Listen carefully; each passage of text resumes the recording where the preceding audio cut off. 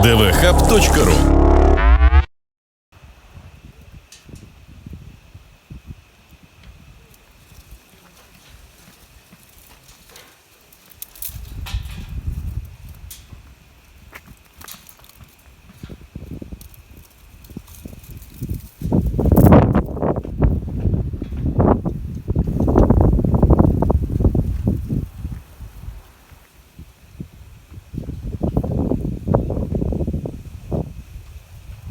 Давновник сам не заглядывал. Что-то тут они пустые, что-то показывать нечего. Ну вот, капуста. А посмотрим, что во втором холодильнике. Я только собрался на базу ехать.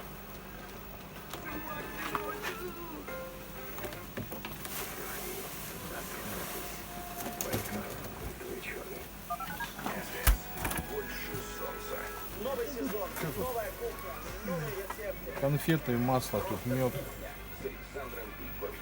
печенье, курочка. Есть тоже курицы. Вопрос задать.